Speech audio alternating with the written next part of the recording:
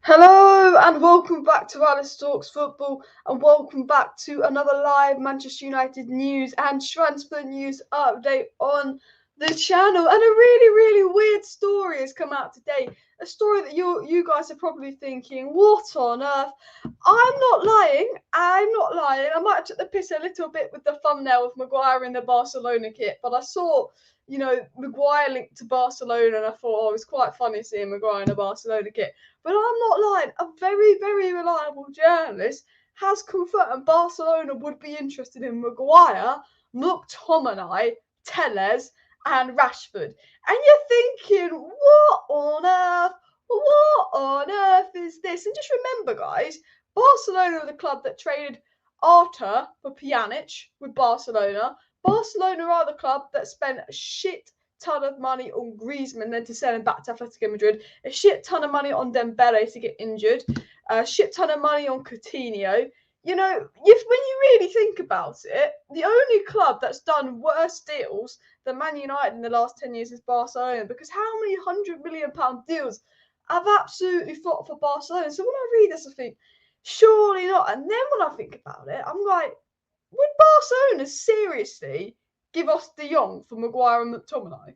Because if they do, I fucking love you, Barcelona. All that talk about wanting Barcelona in the Europa League, all that talk about wanting Barcelona to fail. If they take Maguire and McTomminay for hands, I love Barcelona. But I am going to get into the news. I am going to get into exactly what's been said because it's quite a funny story coming out, because when I read it, I thought, no, that this story has come from Gerard Romero, the Spanish guy, Gerard.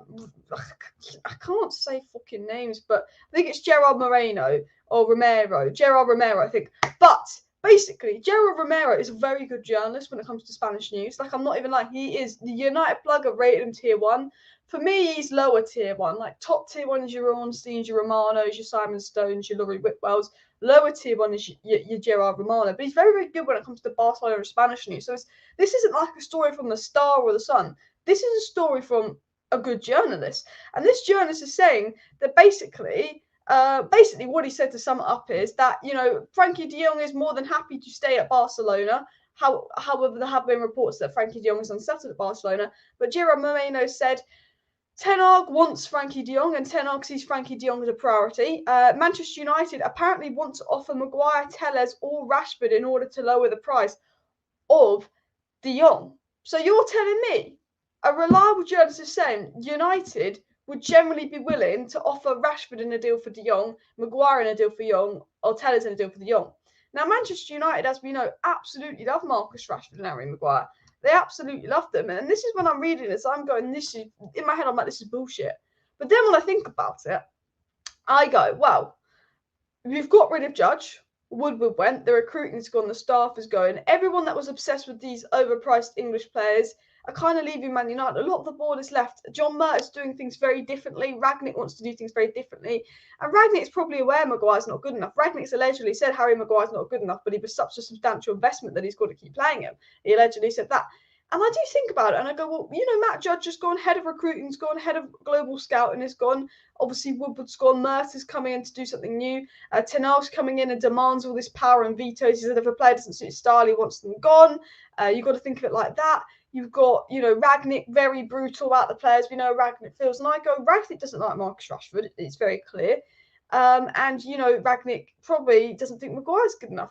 He hasn't been good enough this season. And I go, you know what? I never thought United would be willing to include Maguire, Telles, or Rashford in their deal for de Jong. But United, and maybe I'm going to sound like an idiot because maybe I'm getting ahead of myself, because United, you think they change and they don't, and they go back to the same commercially run club. But United getting rid of people in the board, United getting a new manager, and United willing to sell Wan-Bissaka came out from the Athletic, which is a very, very reliable source. Us willing to let go Wan-Bissaka, Maguire, Telles, Rashford. We sacked Judge. We sacked head of recruitment. We might bring in Paul Mitchell. It makes me feel like United could be a serious club again. And this is what a serious club would do. They would use someone like Rashford or Maguire to lower the price of de Jong. So reportedly, Ten Hag wants Frankie de Jong as a priority, and Man United will be willing to offer Maguire, Telles, or Rashford to help lower the price of de Jong. But apparently, FC Barcelona are actually most interested in Elanga and McTomminay from Manchester United. Yep, you've heard that right.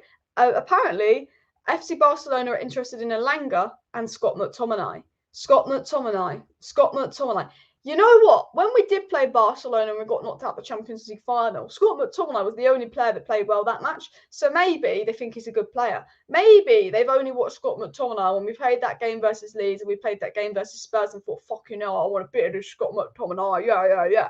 Because you know what? Barcelona, if you're watching, Scott McTominay's a brilliant world-class player. You should absolutely give us De Jong in return for Scott McTominay. It'll be absolutely worth it, Barcelona, if you do want to give us Frankie De Jong in return for Scott McTominay.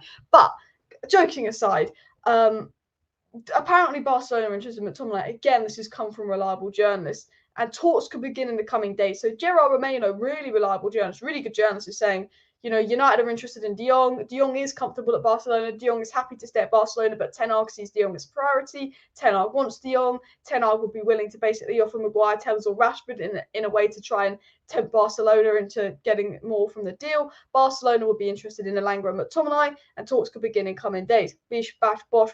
But don't get excited, guys. It's good reports, positive reports. Feels too good to be true, but it's come from a good journalist. The fact that it's come from a good journalist, there is something in De Jong to Man United. There is something going on with De Jong to Man United, and Gerard Romano said talks that could begin between United and Barcelona in coming days. We've been linked to De Jong before by reliable journalists. There is something in this. But, you know, there was something in Haaland to Manchester United and he didn't come to Manchester United. There's something in Bellingham to Manchester United 2 seasons ago and he didn't come to Manchester United. There was something in Grealish to Manchester United 2 seasons ago and he didn't come to Manchester United. There is something in this, but who says he's going to come to Manchester United? You know, Ten Hag really likes De Jong, and United want to speak with Barcelona in the coming days about De Jong, and Barcelona would be willing to, you know, accept maybe someone in a deal for De Jong, and Barcelona would probably be willing to let De Jong go because they've got Pedri and all these young players coming through and all of that.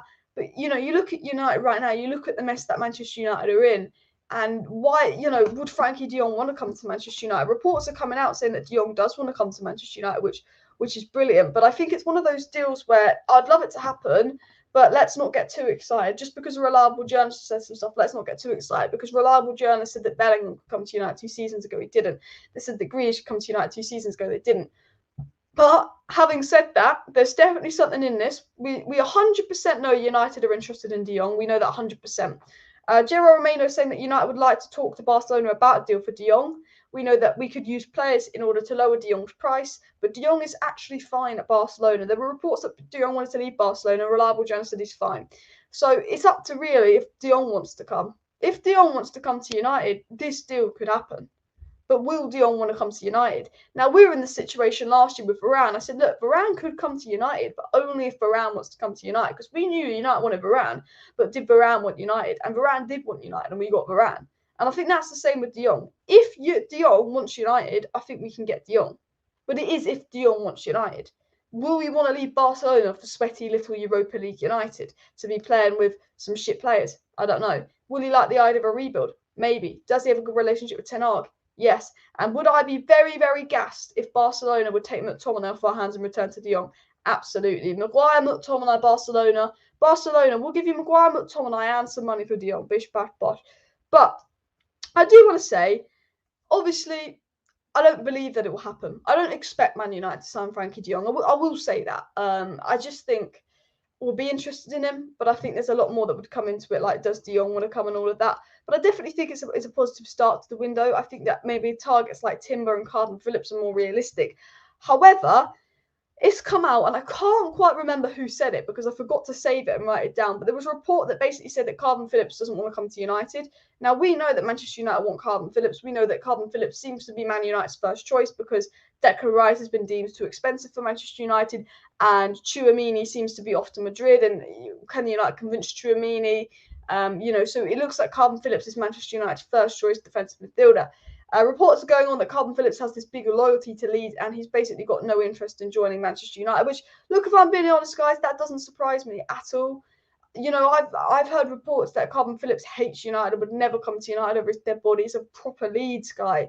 And look, mate, that wouldn't 100% surprise me. I don't think Cardin Phillips is 100% keen on the idea to Manchester United. He is Leeds through and through. So where does that put us? With Tchouaméni probably Madrid bound, with Rice too expensive, with Bellingham not coming and not being a CDM, and with Calvin Phillips not wanting Man United, where does that put Man United in the race for a CDM? And I think it was Andrew that mentioned it in one of my other streams. Maybe we've got to go to the Bundesliga and look at Lema, maybe Hedera, maybe Kamara on a free.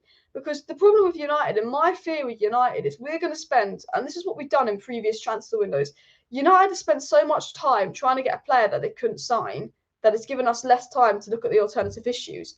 So like we spent so much time trying to get Jadon Sancho that summer to not get him, that we wasted so much time that in the last week of the transfer window, we went and threw 30 million on Amad Diallo. You're telling me Amad Diallo wasn't a panic buy? It 100% was a panic buy. But we spent so much time on Jadon Sancho not to get him that all the good, viable alternatives for Jadon Sancho had already gone to another club, like Ziyech had gone to Chelsea, for example. So then we had to go and spend 30 million on Amad Diallo. And my fear is with United, we might spend all this time on someone like Frankie Dion, but then Tchouaméni's gone, Kamara's gone, Hedera's gone, Leymar's gone. All these good CDMs are gone. And, where does that leave Manchester United, you could say? A City scored another goal. It's 3-0 Man City, you guys are saying. Look, I'm not watching the game. I watched the game. I watched City Leeds, and then City went 1-0 up and I turned it off. I just thought, to be fair, I kind of want City to win in a weird way so Liverpool don't win the quad. But yeah, as SM said, Diallo and Plestre was our board trying to flip young players. Basically. And Robbie the Pie says, get Nkunku. Guys, let me know how you would feel about Nkunku to Manchester United down below. I'm not going to be honest with you. I'm not the biggest fan of Nkunku, but I would take him at Manchester United. I don't know what he brings. My hair looks really weird today. It's annoying me. But I don't 100% know. I think Nkunku's a good player, but I don't know where he would fit in. I don't know. Maybe that's me being a freaking idiot. And 75 likes, guys. Let's go for 200 likes by the end of the video. So do hit that like button. So back into the transfer news and all of that. De Jong is the player we've been currently linked with. So United are going to go and talk to Barcelona about De Jong, says Gerard Romano in the coming days. So look, this is the thing. We've got to also. This has come from a good journalist about De Jong. And apparently, Barcelona would be interested in the likes of Maguire and McTomminay. Actually been reported by good journalists. Feels too good to be true. But we've got to remember this. Man United had talks with Camavinga and Camavinga's agents. Camavinga went to Real Madrid. Man United had talks with Bellingham. He went to Dortmund. Man United have had talks with Haaland. He went to Dortmund. Man United talked with Grealish. He went to Man City. Man United are going to have talks with Barcelona over De Jong.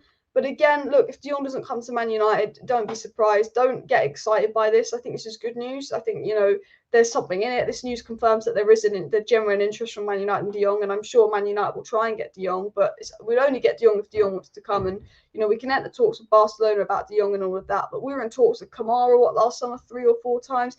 Didn't get Kamara. I believe we even went into talks for, Neves. Didn't get Neves. So, yeah, it's a good, positive story, but I think United will be in talks with a lot of midfielders because it's very clear that Man United don't know who that midfielder that they want is. We know we want Rice, but he's way out of budget and he's Chelsea bound. And I think, United would be stupid to go for Declan Rice when he is Chelsea bound and when he is so much money and you need to buy at least 6 players this summer. It would be stupid spending that money on Declan Rice. So, someone said to me today, the problem with Man United is they'll spend so much time trying to get Declan Rice for him to go to Chelsea, and then the other options like Basuma would have fucked off. And I think right now, I always sit here, and I don't know if you guys have been thinking this, but why haven't we been linked to Lema? Why haven't we been linked to Basuma? Some good cheap CDM options out there. Why haven't we been linked to them? Because it just seems like right now that United are only interested in your Declan Rice, your Calvin Phillips, and I'm hoping that sacking recruitment, Matt Judge, the scouts is going to mean that we get over this real English obsession. Because no offense to Calvin Phillips, he's better than what we have. He'd improve us, but no offense to Calvin Phillips, but 60 million for Calvin Phillips is fucking just. Do you know what I mean? That's fucking ridiculous, isn't it? Absolutely. Paulinho is better than cheaper. Do you know who I wish we got? And I know he's not an out-and-out DM, but I wish we got Bruno Ramirez at Newcastle. He's really changed Newcastle. Basuma would be good as well. And Gaz says he cannot wait for Ten Hag. Ten Hag will be here in 3 weeks to start making the changes. And as it came out, I think from The Athletic or Romano, I think it was Romano actually. I think Romano said on Monday that Manchester United are going to use May to just focus on changing the structure of their club. So I think this next month, sort of end of April to mid-May, Man United are not really going to be focusing on getting transfer deals done, but Man United are going to be focusing on changing the structure of their club. And obviously, you know, a few days after Romano said that, the scouts had gone, Matt Judge has gone, you know, there's the Paul Mitchell links. I think these next few weeks at Manchester United will be about finishing the season, you know, letting Ten Hag finish the season, hopefully appointing someone like Paul Mitchell, getting the replacements in for Matt fucking Judge, and then rebuilding the board and the structure. And I think, you know, there's a lot of transfer targets around. We know from reliable sources Ten Hag likes Antony. We know from reliable sources Ten Hag likes Timber. We know from reliable sources Ten Hag likes Frankie Dion. Doesn't take a genius to figure that out, though. I think, you know, while we're interested in Frankie de Jong and Timber, and why we've had discussions with Ajax about Timber, and why we're set to have discussions with Barcelona about Frankie de Jong, I think that we won't have an indication of who it is that we're going to sign until end of May. I'd say right now we're going to be linked to a lot of names, you know, Carbon Phillips, Declan Rice, Bellingham, de Jong. But I have a feeling end of May there will be some kind of short list of who's the first priority in each position, because this time last year we were linked to Koundé, Pau Torres, Varane, Sven Botman and someone else. Yeah, Romero, Sven Botman, Koundé, Pau Torres and Varane were Man United's shortlist of 5 centre-backs. And this time a year ago, we knew it was going to be one of those 5 centre-backs that Man United were going to sign, but we didn't know which one. And I think right now we know that Carbon Phillips is an interest. We know that obviously Tchouameni is an interest, Rice is an interest, De Jong is an interest. We know that, you know, Neves is an interest, but we don't know right now which one of them is going to be the ping. That's the player we want to sign. Again, we know that United are looking at Koundé, Pau Torres and Timber now. I assume Timber, we've had talks with his agent and he'd be the cheapest, easiest to bring a Ten Hag system. So I'd assume it'd be Timber, but we don't know for sure what centre-back we want to sign. All we know is that United want to sign a young striker, a CDM and a centre-back, and would like to ideally get a right wing and a right back and another midfielder as well if they can. But the 3 priorities are striker, CDM,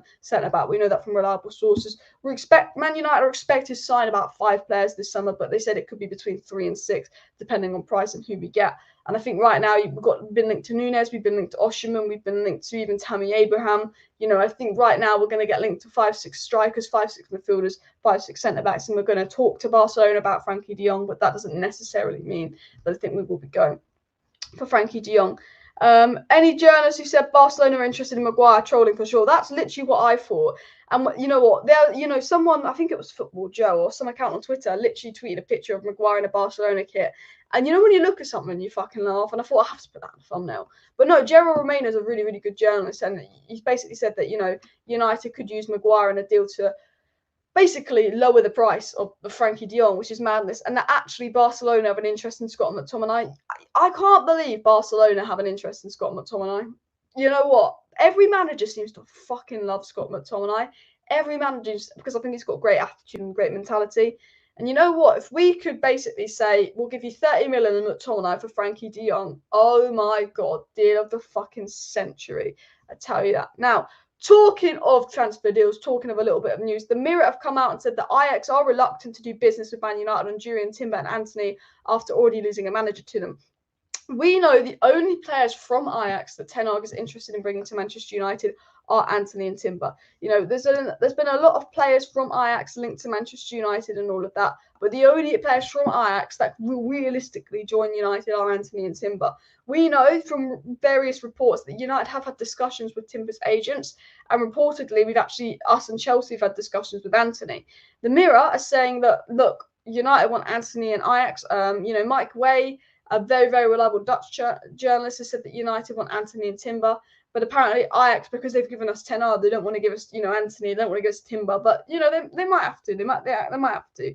I think I can't see us. I know we're linked to Antony and Timber quite heavily. I can't see us signing both, but I could see us getting one of Antony or one of Timber. A player that United have been linked to is obviously the right back Mazraoui. Can't say his name, from Ajax. Bayern Munich a bid to sign him on a free from Ajax. United would be prepared to offer a more lucrative contract than Bayern. Apparently, United want to hijack Mawazi to Bayern. I think that he's going to choose Bayern over United. This is really frustrating because Bayern are looking to raid Ajax in the summer. And, you know, I know that the Bundesliga is fucking dead and boring and shit. But, like, if you're a young player, you're going easier league to settle into, easier structure to settle into, guaranteed a trophy every season if you're at Bayern. With Man United, it is a challenge, and unfortunately, Bayern do have a better pool when it comes to bringing those young players in. What would I do with Cristiano Ronaldo, says Mark? I would keep Ronaldo. He's the least of our problems. I'd like him to stay. I'd like him to be involved. He's got the right attitude. He's got the right mentality. Ragnick's confirmed Ronaldo isn't one of the players with an attitude problem. Ronaldo isn't one of those problem-causing players. And I would really like Ronaldo at Manchester to stay at Man United. But will he stay? We'll have to wait and see, because Ronaldo and De Gea, in 2 years' time, I won't want them at Man United. They will not be part of the long-term project, and they don't particularly suit Ten Hag's style of play. I will say that about Ronaldo and David De Gea. But right now, we've got so many problems at Man United, and De Gea and Ronaldo aren't one of them. De Gea and Ronaldo are actually fuming with how some of the other players are acting, that, I would happily keep them. And do you know what's really interesting is the Athletic have come out, and the Athletic's a very good source of information. David Ornstein works for them, Laurie Whitwell works for them. And the Athletic said something about the Man United dressing room is toxic because Man United players were accusing other players of not training hard enough. And, there was this rapport between certain players and this divide in the Man United dressing room. I know you guys are bored of dressing room leagues, so I won't talk about it too much. But the Athletic are talking about some dressing room leagues that have come out. And we know previously, a month or two ago, there was this dressing room league that came out about a beef sort of between Ronaldo and Maguire. And, I don't think, Maguire doesn't celebrate when Ronaldo scores, and Maguire doesn't seem to be a big fan of Ronaldo. And I somewhat believe the dressing room reports that there could be something going on with Ronaldo and Maguire here. And, there was obviously reports where Ronaldo would accuse players of not trying hard enough. Ronaldo would criticise players and they didn't like it. And, we know that Ronaldo would say to the young players, constructive criticism, you should do this and this and this. And some young players at Man United, instead of listening to Ronaldo, were like, why is he criticising me? F off, which isn't the attitude you should have at Man United. Ronaldo used to say when he was playing, and Roy Keane and Scholes and Neville and Beckham would all criticize. We were saying that, that those sort of players were criticising him. He'd be like, wow, they're criticising me. This means that I want to do better. Bish, bash, bosh, helps me improve.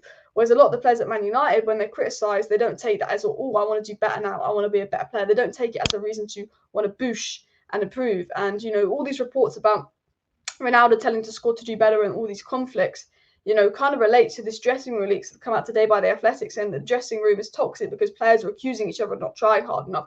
And I guarantee you, players like David De Gea, players like Ronaldo, and even players like Scott McTominay, I know we've been bantering about him, but he's got the right attitude, Scott McTominay, have probably come in and actually been like, you're not trying. And it's obvious that there's players at Man United, David De Gea tries, Ronaldo tries, Scott McTominay's not good enough, but he fucking tries, Langa tries.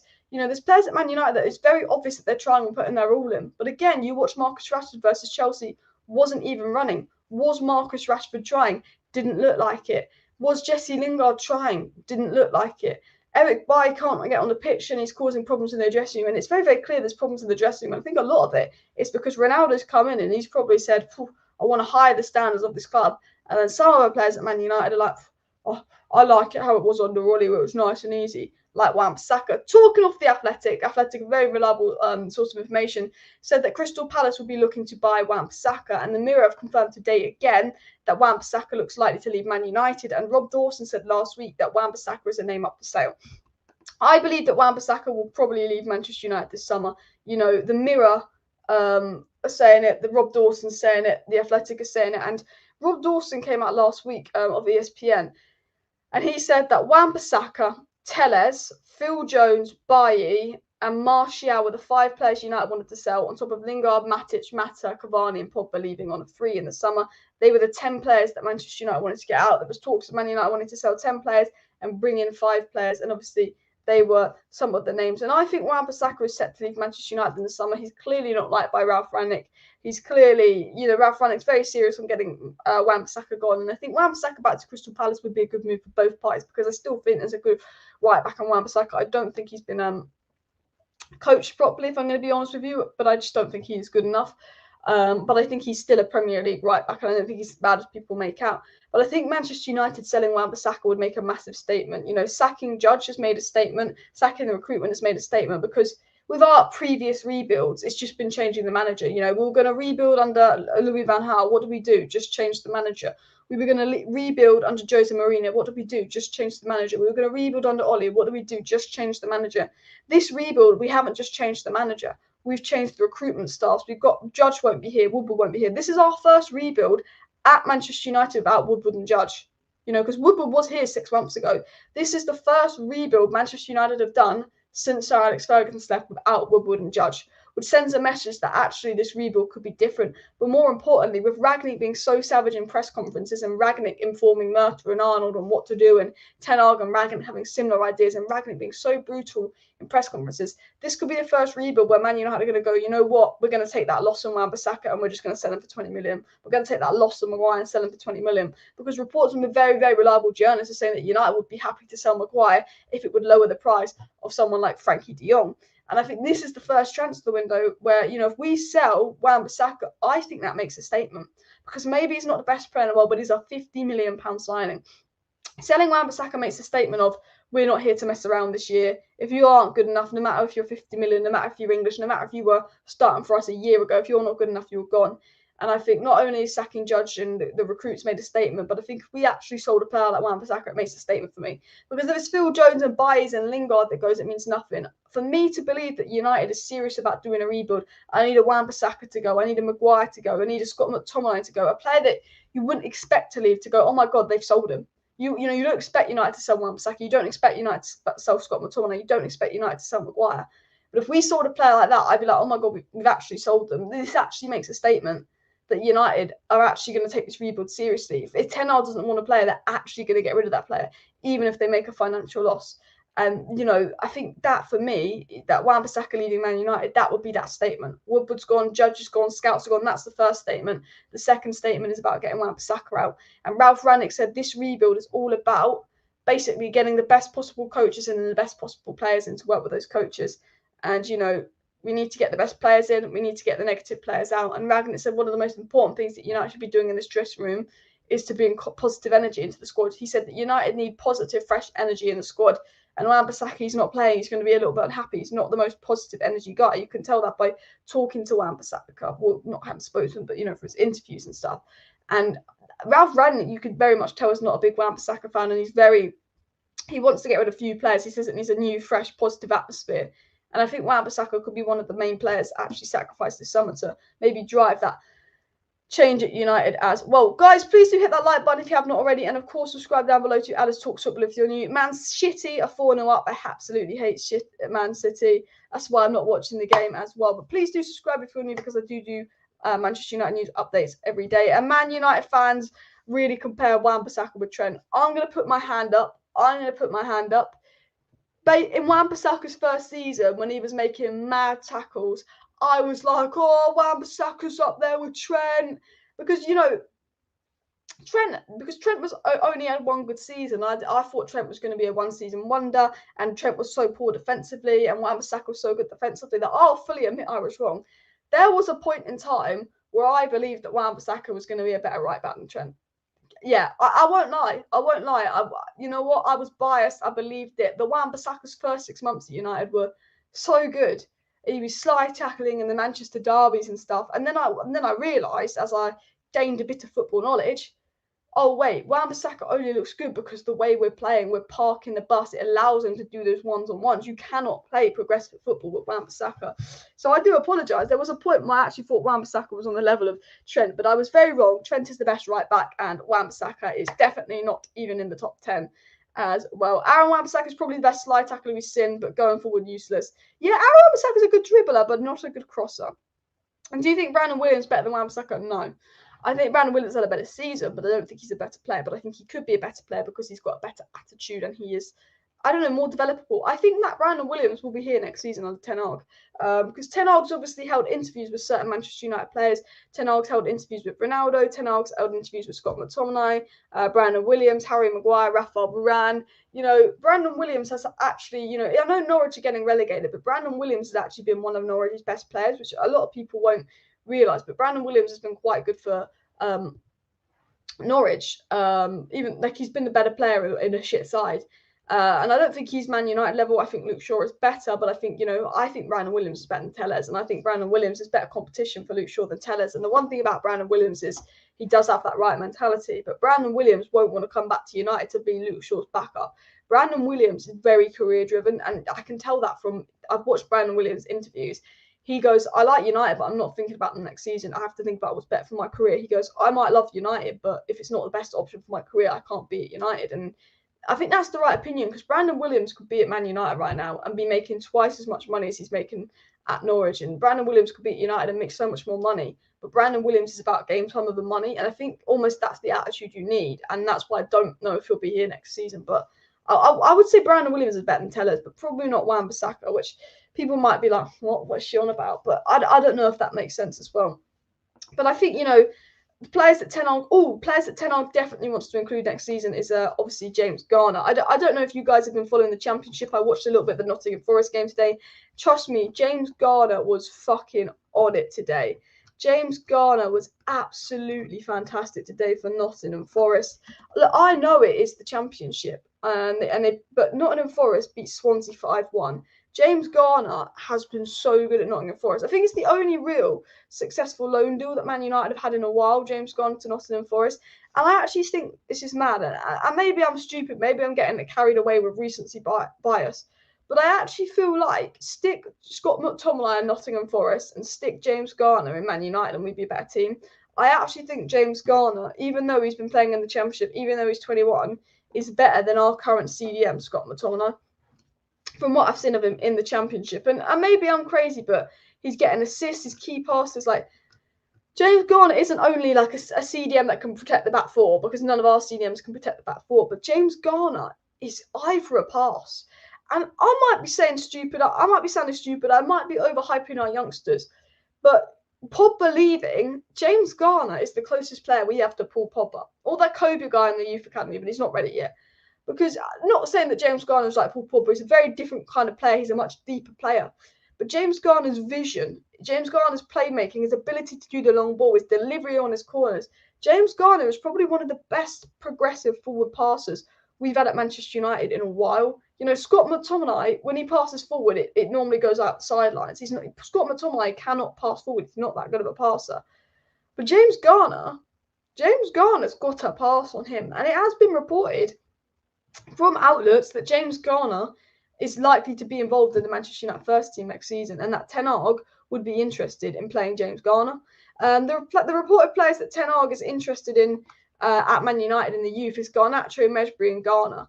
And allegedly, Garnacho, Mesbury and Garner are the three players that Ten Hag would like to sort of include at Manchester United, which I think would be really, really interesting. Guys, please do smash that like button if you have not already, and also subscribe down below to Alice Talks Football if you're new. If you do want to stay up to date with all the latest Manchester United news, transfer news, updates, and more, please do subscribe to Alice Talks Football as I go live every single evening on the channel, keeping you up to date with all the latest Manchester United news and transfer news. If you've just joined and you've seen the title and been like, why the fuck is Maguire in a Barcelona kit? Is this a bit of banter? Generally, a really, really reliable journalist has linked Maguire to Barcelona and said that Man United could use Maguire to lower down Frankie de Jong's price. And also, Barcelona have an interest in Scott McTominay. Will it happen? I'll believe it when I see it. But it's possible. But actually, it's come from reliable journalists as well. So when I did look at that, I did think that is an absolute madness. I think Garner is ready. His decisions and passes under pressure against Premier League competition are very impressive. This is the thing. Matic and Pogba versus Liverpool, 4-0, fucking useless. Pogba was on the pitch 5 minutes. McFred versus Liverpool, 5-0, atrocious. James Garner versus Liverpool, unlucky to lose 1-0, very good, very comfortable. I've watched James Garner play against Arsenal. I've watched James Garner play against Liverpool, and he's looked pretty comfortable. Okay? But Scott McTominay against Arsenal, dreadful. Dreadful. What did he complete? 7 passes versus Arsenal or something, Scott McTominay. I think Scott McTominay made 7 passes in the first 45 minutes versus Arsenal, while James Garner, who plays for a worse side, is putting in the man of the match performance versus Arsenal. McFred conceded 5 goals versus Liverpool, whereas James Garner only concedes 1 and almost gets an assist. This is the thing. James Garner looks better against Premier League opponents than our own current midfielders. I was saying this, I was like, Man United's best 2 midfielders not at United. I know Donny's been at Everton and Everton is shit, but, Garner and Donny right now are probably our best midfielders. They're not even at the club. And you can say, why are you saying Donny? He's barely played. But, Donny, when he did play, was quite good. it makes me go, what on earth? This guy says, lol, Barcelona are stupid, why on earth would they want Maguire? But what has been reported is United will be willing to use Maguire to lower down the price of Frankie de Jong, but actually Barcelona are interested in Scott McTomminay. So you know what, Barcelona, you're more than welcome to give us de Jong, and we'll give you McTomminay in return. You're more than welcome to do that. I'd absolutely love it if Barcelona did that. I won't lie to you. It did make me laugh as well. Give both for de Jong. Look, honestly, I would trade Maguire and McTomminay in a heartbeat for Frankie de Jong as well. That's how I feel. And Maguire needs to go and take McTomminay with him. Also, Kobe Mino is better than Mejbri and Garner. Check him out. He's been brilliant in the youth academy. He's been brilliant. And guys, in like 2 weeks, it's the Manchester United versus Nottingham Forest Youth Cup final. I'm excited for it. We've sold 40,000 tickets. If I was in Manchester, I would go to the game, but it's just a bit fucking a trek. But I'm really excited to do it, and I will do a watch on for the Youth Cup final because, this is a big game. We've got so many exciting youngsters in the academy. Kobe Mano, Garnacho, Charlie McNeil, Hannibal Mejbri, Alvaro Fernandez, Shola Shiratiri. We've got so many good youngsters in that academy that it's really, really exciting as well. Slabhead should be in a Greek cell block, says Alicia. The thing about Maguire is what happened in Greece, I don't think was his fault, and I actually feel a bit bad for Maguire about what happened in Greece, but what has happened on the pitch is Maguire not being good enough. Guys, we're on 166 likes, so please do smash that like button if you have not already. Let's go for 250 likes before the end of the live stream. So if you're watching right now and you've not hit that like button, please do. And also, guys, if you're not subscribed to Alice Talks Football, please do go ahead and subscribe down below to Alice Talks Football. If you want to stay up to date with all the latest Manchester United news, transfer news, updates, and more, please do subscribe to my channel because I do go live every single evening. I will be live tomorrow night for a Manchester United versus Brentford match preview. Hopefully by tomorrow I'll get some team news, because if you watched my preview to Chelsea United, who was spot on with the starting 11? Who was spot on with the subs? Me. I said, I'm a genius, asked me for the lottery numbers. I said Man United starting a lineup would be this lineup, which was the Saxon starting lineup we had versus Chelsea. And I also said that Alvaro Fernandez, Garnacho, Mejbri, and Shola Shiratiri will be the 4 youngsters on the bench. Bish, bash, bosh. She got the bench right. She got the starting 11 right versus Chelsea. So if I get any team news and any hints about what the team will be versus Brentford, I will be live tomorrow night to let you know. But ask me for the lottery numbers at the moment because I'm getting my predicted lineups right at the moment. I'm quite proud. As well, but I will be live Monday for United versus Brentford watch along. We've actually got quite a bit of news to get into, by the way. So I do need to get into that as well. And well, when Barcelona is to buy Maguire, you need to advertise him and cheer him up some £80 million worth. Imagine the scenes if Barcelona gave us like something like 50, 60 million for Maguire. And no way United will break the bank. They don't have the money. Transfer market is hope, false propaganda. Bring in 2 players. Try work on them. Ten Hag will have to do all. Ten Hag could have 200 million. I think that the Glazers are going to back Ten Hag this summer because they want to get back in the top 4. And do you think Moran regrets joining Man United? He probably thinks, what a shit show, yeah. He does. But I feel bad for Moran because he's been injured. And how will United do with Ten Hag? I think that Ten Hag's the right manager. I think, and I will say this about Ten Hag to Manchester United, let's write off next season. We might not get top 4 next season. We might not win a trophy next season. But next season doesn't matter. This could sound stupid. Next season doesn't matter. Next season is about the rebuild. It's not about, Jurgen Klopp didn't get top 4 in his first season at Liverpool. Jurgen Klopp could be the first manager to win a fucking quadruple. Look at Liverpool. We want to be where Liverpool are now. Jurgen Klopp didn't get top 4 or win anything in his first season at Liverpool. Pep Guardiola only got top 4 in his first season at Man City because, goal difference, and he got given a shit ton of money. Ten Hag, I always think with Ten Hag, this first season for Ten Hag is going to be difficult. This first season, us fans cannot turn on Ten Hag because he's got so much to do. There's so many players that are going to be leaving Manchester United. 10 reported players to leave. You've got to change the structure of the club. The board's changing. Everything's changing. The coaches are changing. The players are changing. The manager's changing. Ten Hag's got to adapt to a completely different league. But not only has Ten Hag got to adapt to a completely different league, these players have got to adapt to a completely different style of football. These players are struggling under Ralph Rangnick, and some of these players won't even listen to Ralph Rangnick's instructions. So Ten Hag's got to work with players that might not listen to his instructions and players that will struggle under his style of play because they don't have the physical capabilities to do that. And this is why, this first season under Ten Hag won't be about top 4, won't be about winning trophies. It will be about making sure the players can adapt to Ten Hag's style of play, making sure Ten Hag can adapt to the Premier League, and knowing, and the second summer will be about getting the players in to actually build a squad around Ten Hag. There'll be 4 players probably coming in this summer, a few players leaving, and there will be a slight change this summer, but it will be hard. It will be a big change. They've had it easy under Ollie. It was negative, sit back, counter attack football under Ollie. Under Ten Hag, it's going to be expressive attacking football, which is very different to how we've been playing.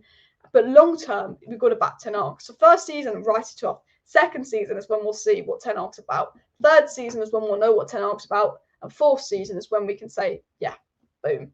Because I think, honestly, first season write off. Second season will be about really showing there's something going on. And third season would be about winning something. And I think Ten Hag, if he gets the back in, if he's allowed to bring in his coaches, will be fantastic for Man United.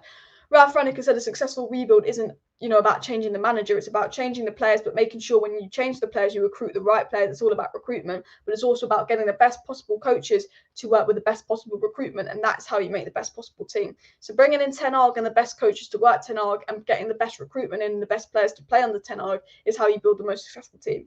And that's what Liverpool's done, and that's what United need to do under Erik Ten Hag, in my opinion.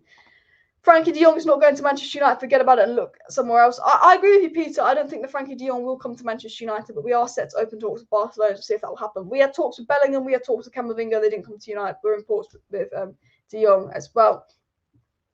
And Liverpool's top position was short-lived. It was. Liverpool fans, they get all excited like this is going to be the day Man City drop some points.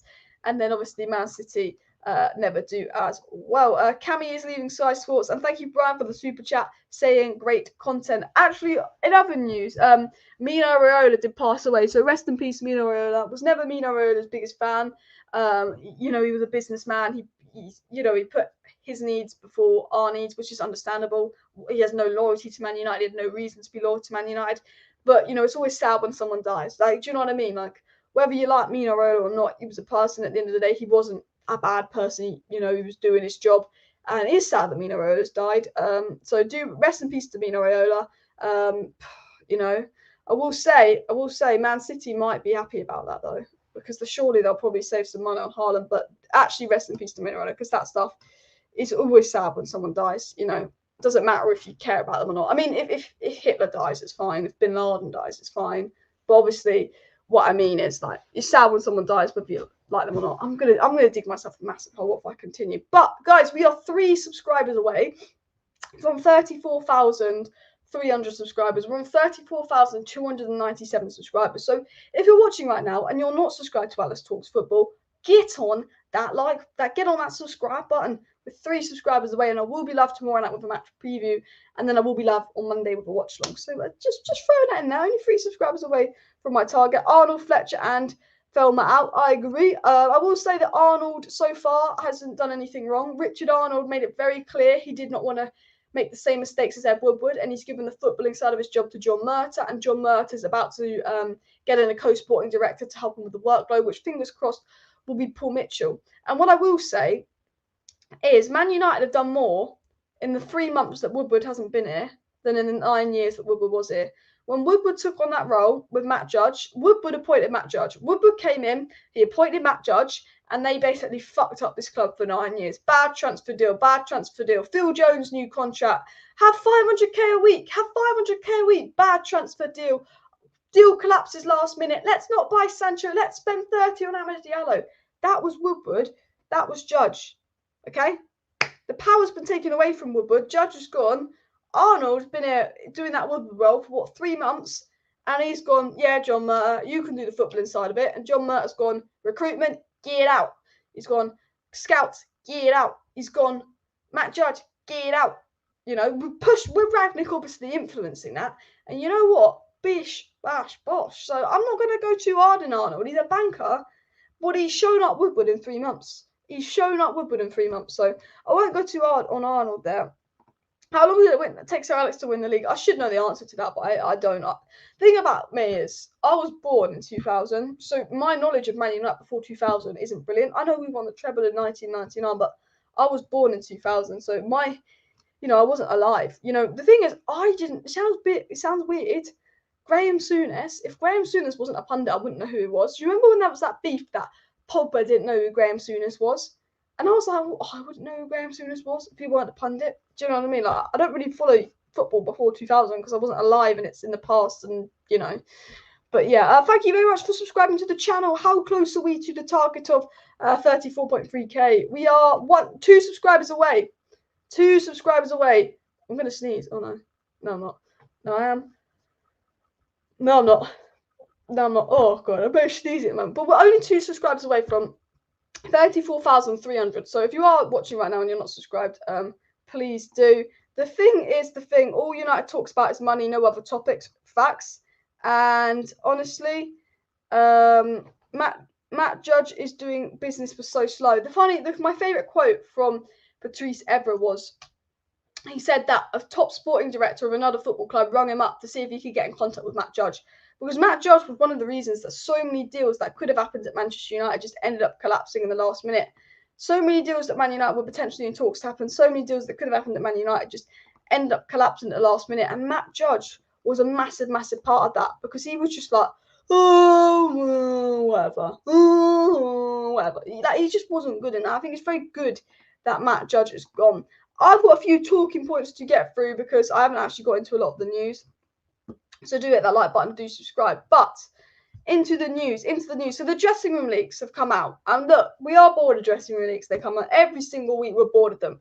But the Athletic dressing room leak has said, at half-time in one of Manchester United's recent games, a United coach said to the players that they were giving them a reason for the pundits to criticise them. Apparently, the United coaches because Man United players are getting annoyed that pundits are criticising them. Rio Ferdinand's come out and said a United player rung him up and said, stop criticising me. You know, Man United players are getting angry with Paul Scholes, angry with Rio Ferdinand for criticising them. United players are unhappy with pundits criticising them. And a coach at Man United has said to the players, well, you're giving the pundits every single reason to criticise you. It's also come out by The Athletic that apparently Rangnick, when he joined Man United, he didn't think that he'd be losing 3 coaches within the first week of his arrival in Michael Carrick, Kieran McKenna and Martin Peake. And the replacements have not impressed the players, no matter how hard the coaches have tried. The Athletic again confirming the dressing room leaks that, you know, these players aren't impressed by Rangnick's coaches, and that's why some of the players are not listening to the instructions because they don't think the coaches are good enough. And I go, what a load of shit.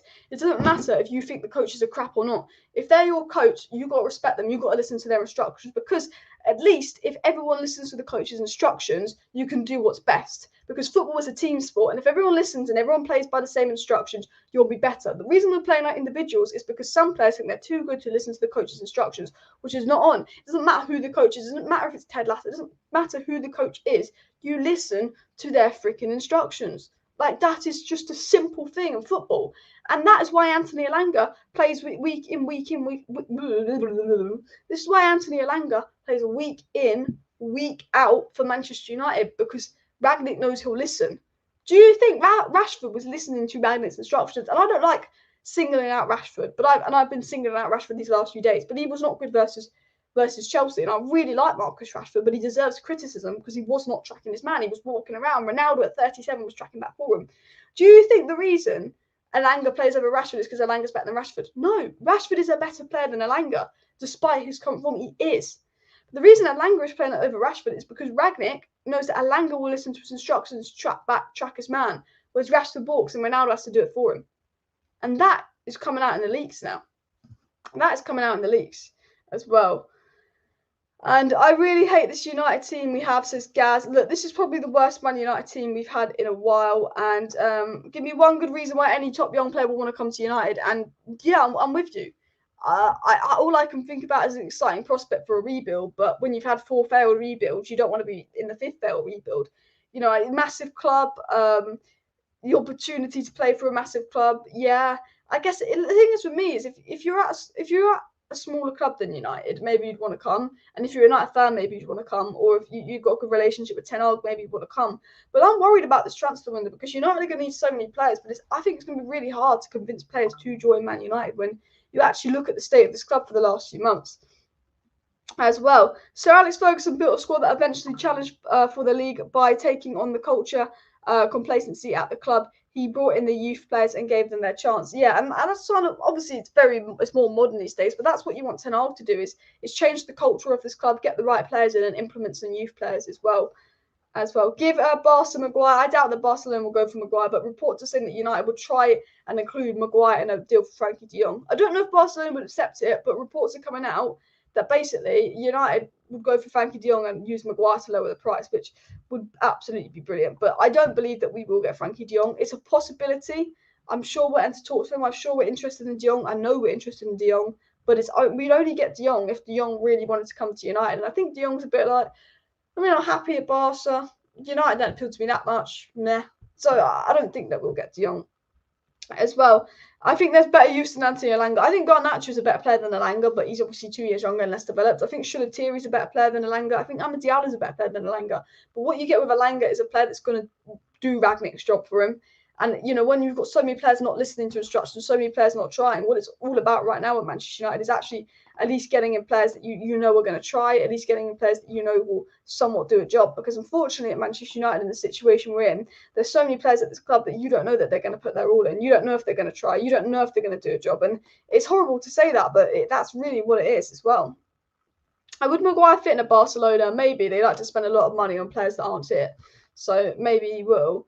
And rest in peace, Mino. Yeah, rest in peace to Mino Raiola. And imagine Maguire playing at El Clasico. Imagine the scenes, though. It's never going to happen. It's never going to happen, guys. Don't get our hopes up. But imagine if Maguire and McTomminay went to Barcelona and then Barcelona won the treble with Maguire and McTomminay in the squad. Imagine the scenes. I know it's not going to happen, but,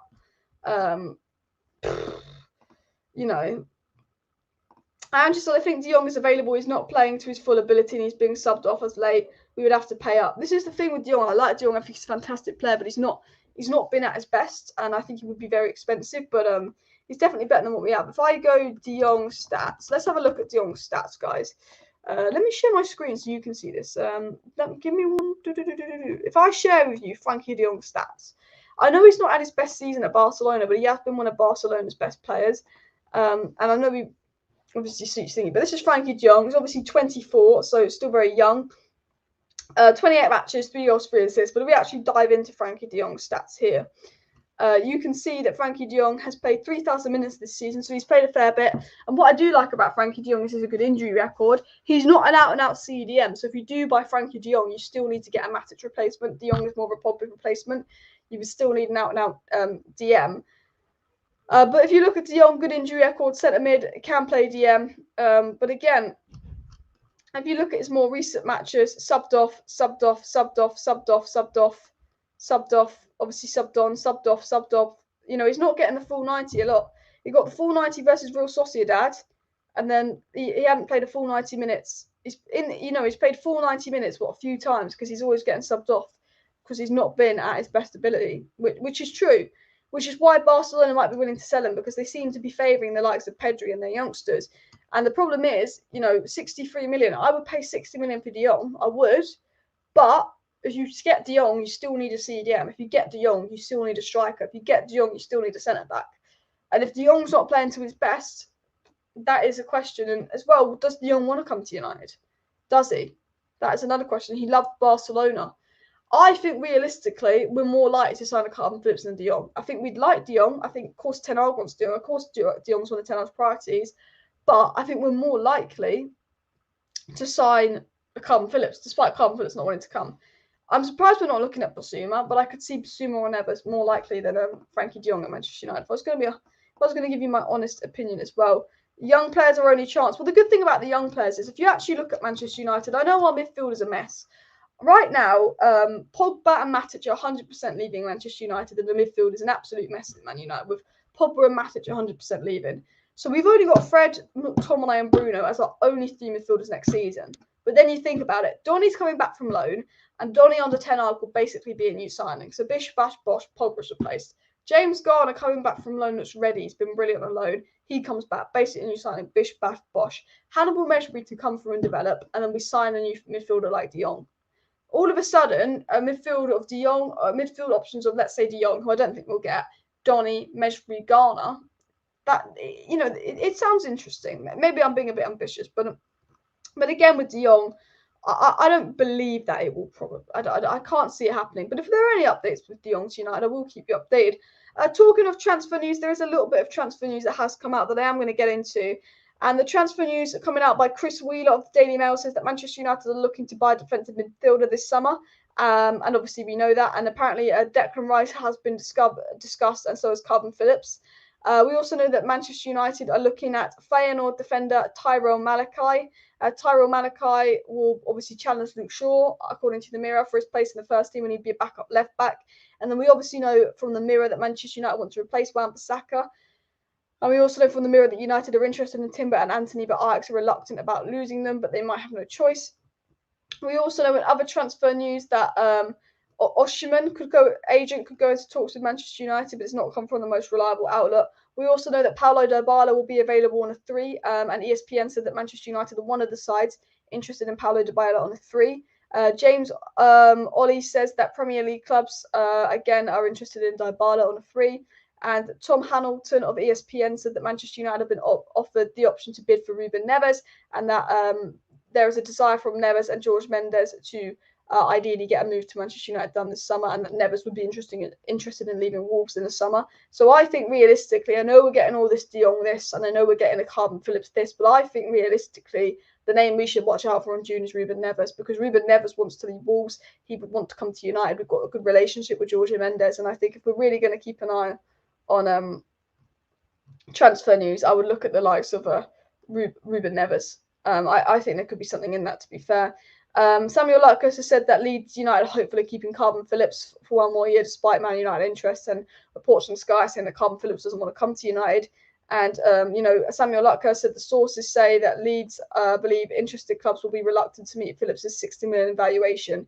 And I'm going to be honest with you guys. Calvin Phillips has a poor injury record. Calvin Phillips is older than Frankie de Jong. I know Calvin Phillips is a more specialised DM, but would you rather spend £60 million on Frankie de Jong or £60 million on Calvin Phillips? Let me know down below. 60 million de Jong, 60 million Phillips.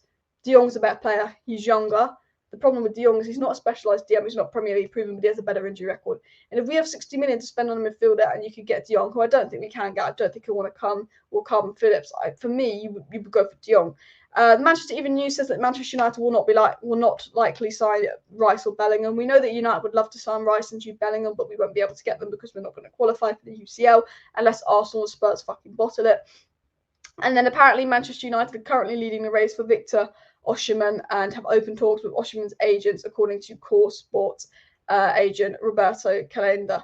Again, I don't know if there's much going on with Osimhen to United, but Darwin Núñez, Osimhen, Tammy Abraham, Ivan Toney, they'll all be linked to United because we know for sure United want a young striker, United want a midfielder, and United want a centre-back. I don't know what striker we'll get. I don't know what centre-mid we'll get. I don't know what striker we'll get, but we'll be linked to a lot of strikers, a lot of midfielders, and a lot of defenders. I solely believe that as well. Guys, please do hit that like button if you have not already, and of course subscribe down below. I like Neves, but he's high risk losing the ball, very similar to Bruno. Not sure that would work under Ten Hag, especially them together. I agree with you there, Andrew. I think that's a really good point. And Ten Hag will sign players that suit his system, exactly. And I think for me, there's a lot of names being thrown around at Manchester United and a lot of options. But I think we won't know really who the shortlist is until June. May is all about, finishing the season, changing the board, changing the coaches, getting the staff recruiters. May is about recruiting the staff and changing the structure of the club. And then June is about actually who we're going to buy. And I think right now, United maybe have 10 midfielders written down, 10 strikers written down, 10 defenders written down. But I don't think we'll define a top three targets until the summer. Again, this time a year ago, it was Koundé, Botman, Romero, Pau Torres or Varane. We knew it was going to be one of those 5 centre-backs. We didn't know till June that it was probably going to be Varane. I think that's the same situation with the strikers. I think that's the same situation with the centre-backs, with the midfielders. Timber, loads of players we've been linked to, but I don't think we'll actually know until June who it is that we're actually going to buy. I think we're just interested in a lot of players, if I'm going to be 100% honest with you. As well, sell Maguire. Look, I mean, honestly, the thing is, it's come from a very, very reliable journalist that Barcelona would be interested in Maguire and McTomminay. But again, I don't think that he would want to come. I don't think Dion will want to come. Alex says Phillips is nothing special, overpriced and turning 27 at some point next season. Should stay clear of him. Exactly. If Calvin Phillips was 30 million, I'd do it. But 60 million for Calvin Phillips. Maybe they want to get revenge because they did spend 30 million on Daniel James. And we're on 244 likes, guys. Let's go for 250 likes. We only need 6 more people to hit that like button, to hit 250 likes and all of that. And just imagine Maguire going to Barcelona and performing well. The thing is, I wouldn't even be surprised. I actually think Maguire could leave Man United and end up having a class season. He's just that kind of player. So many players that we think are shit leave Man United and they look absolutely class. You've got to remember that as well.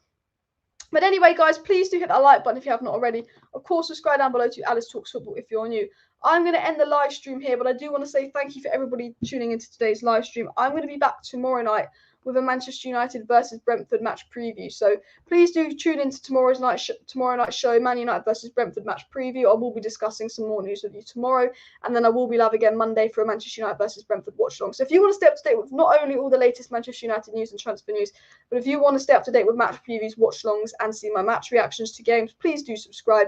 Thanks everyone for tuning in. Hit a like on the way out. Subscribe if you're new. See you back tomorrow. Bye, Z.